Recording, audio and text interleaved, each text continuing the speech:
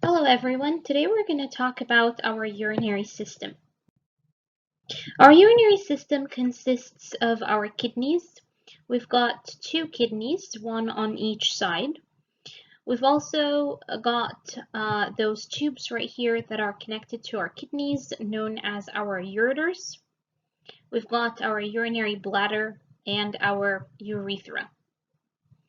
Now, here is the inferior vena cava and the aorta. And you can see that the inferior vena cava branches out, giving the renal vein, which is going to be connected to our kidney. And the aorta branches out, giving the renal artery. Now, one of the functions of our urinary system is that our kidneys are going to help us filter out our blood. So the blood in our renal artery is going to be passed into the kidneys. The kidneys are going to filter that blood, and the waste is going to be excreted out of our body in the form of urine. That waste or urine is going to pass from the kidney into the ureter. The ureter is a muscular tube. It has smooth muscles. So those smooth muscles are going to contract, propelling the urine down into our urinary bladder. The urinary bladder acts as a temporary reservoir for our urine. And when we are ready to void our urine, the urinary bladder, also containing smooth muscles, it's going to contract, pushing the urine down the urethra, and the urethra is going to release the urine out of our body. Other than helping us filter our blood and releasing the waste out of our bodies, our kidneys are also pretty important in regulating how much water we have in our body. It also regulates our pH, so our kidneys help us keep our pH at a neutral level, so around 7.4 or 7.5. Our kidneys also produce a hormone known as erythropoietin. That hormone actually helps us make more red blood cells. So in case our oxygen level in our blood is pretty low, our kidneys can actually help us make more red blood cells to increase our oxygen level in our blood. The kidneys also produce an enzyme known as renin, and renin help us regulate our blood pressure. So as you can see, the urinary system has several different functions, and not just filtering the blood and releasing waste out of your body. The kidneys can also help us regulate the concentration of different ions in our extracellular fluid, such as sodium ions, potassium ions, etc. Now, our kidneys are known to be retroperitoneal, meaning that they are located behind the peritoneum layer. If we take a look at this cross-section right here of our abdominal cavity, this is the anterior view, this is the posterior view. So here is the abdominal cavity where we're going to have our abdominal organs, the liver, etc. So the kidneys are going to be located behind that peritoneum layer, which is going to be surrounding the abdominal cavity. The layers that protect our kidneys, if we name them from the most superficial to the deep, the most superficial layer protecting our kidneys would be the renal fascia, which is a connective tissue layer. It's a fibrous connective tissue layer, and it helps anchor the kidneys to its surrounding structures. Then comes a layer of fat, referred to it as the fat capsule. Having fat surrounding our kidneys, it's a good cushiony layer. It absorbs any shocks So if someone gets hit or falls down, that cushiony fatty layer is going to protect the kidneys from getting bruised. Then we have the deepest layer known as the fibrous capsule. And the fibrous capsule prevents infections from spreading quickly to your kidneys. Now, our right kidney is actually a bit lower compared to your left kidney. Our kidneys are usually located from like our 12th thoracic vertebra to around our 3rd lumbar vertebra, but you would notice that your right kidney is a bit lower. It's shifted a bit lower compared to the left kidney, and the reason is the right liver, the right lobe of the liver is pretty large compared to the left lobe of our liver, and so the liver, especially that large right lobe of the liver, is crowding the kidney. So therefore, the right kidney is shifted a bit lower compared to the left kidney. The urinary bladder right here, it's consisted of 3 layers. The deepest layer right here is a mucosa layer, which consists of a transitional epithelial tissue. Then comes this middle layer right here, which is going to be made out of smooth muscles, and we can refer to those muscles as the detrusor muscles. Then we have the very superficial layer right here, known as the adventitia or the fibrous adventitia, which is basically a layer of connective tissue. Now, the urinary bladder is connected to the ureters, and also it's connected to the urethra. So as we said, when the blood is going to enter into our kidneys are going to take that blood, and your kidneys are going to start filtering out the blood. The waste that's going to result out of that filtration process, which is, we can call it our urine, is going to be passed down the ureter. And the ureter is going to drain that urine into the bladder. So there are openings right here where the ureters are going to start draining the urine into the urinary bladder. There are actually valves right here at the openings of our ureters, and those valves are going to prevent any backflow of the urine. So it prevents any urine from going back into our ureters and back into our kidneys. This region right here within our urinary bladder is known as the Trigon Region. And this is where you have the openings of the ureters, and you also can have at the apex of that trigon the opening for the urethra. Right here, there is an internal urethral sphincter made out of smooth muscles. That sphincter can open and close, but we don't have any conscious control over it, so it's an involuntary sphincter. Usually that sphincter closes when there isn't any urine passing down our urethra. It goes ahead and closes up. There's another sphincter down here known as the external urethral sphincter. This one, we do have conscious control over it because it's made out of skeletal muscles. And what's great about having control over our external urethral sphincter is you control when it is appropriate to void your urine.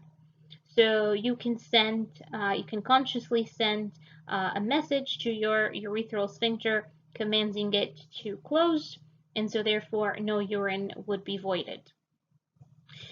This image is an image of a male's urethra, but females also have the internal urethral sphincter and the external urethral sphincter. Male's urethra, it's pretty long compared to the females. A female's urethra, it's 1.5 inches long versus the male's urethra, it's around 8 to 9 inches long. Now, our kidneys process daily about 180 liters of fluid. Now, we are not going to lose all of that fluid as urine. If we do, then by the end of the day, we would actually be extremely dehydrated and it would cause death. Out of the 180 liters of fluid that our kidneys process daily, we only lose about 1.5 liters as urine, which tells us that when your kidneys are going through the process of making urine, the very first step that's going to have to take place is filtration. So your kidneys are going to take in the blood and start filtering it out, separating the waste from the important nutrients and basically the blood that's going to be returned back to your bloodstream. But that filtrate that's going to result is not going to be completely lost. And so therefore, the second step that's going to have to take place is reabsorption. We are going to reabsorb almost all of that filtrate back, returning it back to our bloodstream.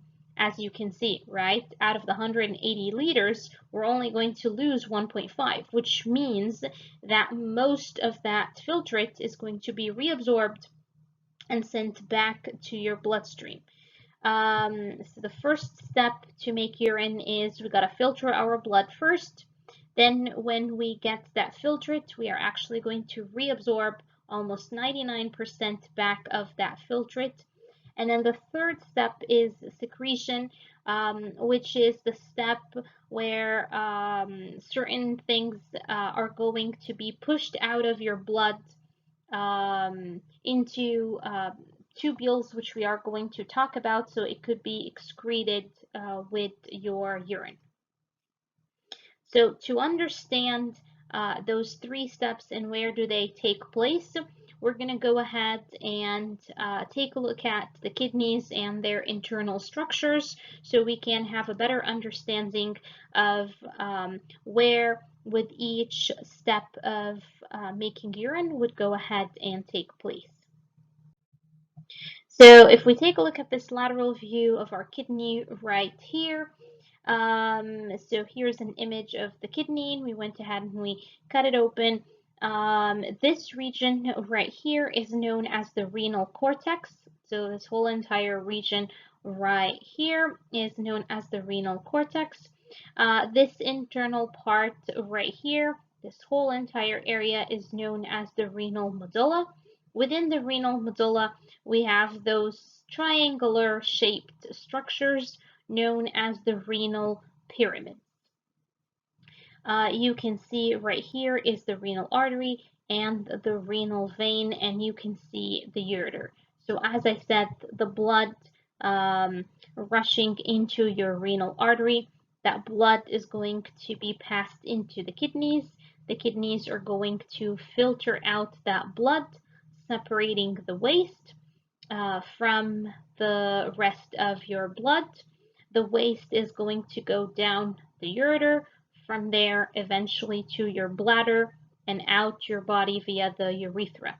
The rest of the blood that's not going to be lost is actually going to exit your kidney via the renal vein, and from there it's going to be drained back into your inferior vena cava. If we take a look at this image right here, we see the extent of the branching that would take place when the renal artery is entering into your kidney, and actually the renal vein taking that blood exiting out of your kidney. The branches for the renal artery and the renal vein are identical. So the renal artery right here entering into your kidney is going to start branching out. And the more it branches out, the smaller the branches get, by the way. So here's the renal artery. And of course, we know that the renal artery is branching out of the aorta. So if we're starting all the way from the very top, then of course, the aorta is going to branch into the renal artery. The renal artery entering into the kidney is going to branch into this branch right here, known as the segmental artery, which is going to branch going up right here by the sides of the renal pyramids. We're going to start calling it the interlobar artery, which is then going to branch right here, and we're going to start calling it the arcuate arteries. And then it's going to go up right here into that renal cortex, and it's going to give you those tiny branches known as the cortical radiate arteries, which are actually going to branch even further into very, very small arteries known as the afferent arterioles. So right here, where we're going to have our afferent arterioles, the blood in your afferent arteriole is going to drain into a bunch of capillaries known as the glomerulus. And actually, this is where the very first step of making urine would take place. This is where your blood is going to start getting filtered, right here within the glomerulus. Now, think of the glomerulus, and I'll show you an image of the glomerulus in just a few, but since this is where filtration is going to take place, think of the glomerulus as a coffee filter. And so when you're making coffee and you put that filter, not everything is going to be passed down through that filter. So same with our blood. When our blood is going to enter into that glomerulus, not everything is going to be able to pass through the glomerulus. Things that are pretty large in our blood, such as our cells and our large proteins, are not going to be able to pass through the glomerulus.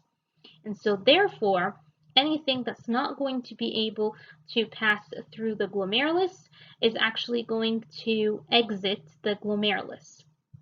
And so if we are up here and anything in our blood that's not going to be able to make it through the glomerulus is just going to exit out via the efferent arteriole, and I'll show you an image of it in just a few. But from there, do you guys see those blue tiny veins? Eventually, it's going to drain into those tiny veins, and it's going to start making its way out until it completely exits your kidney via the renal vein.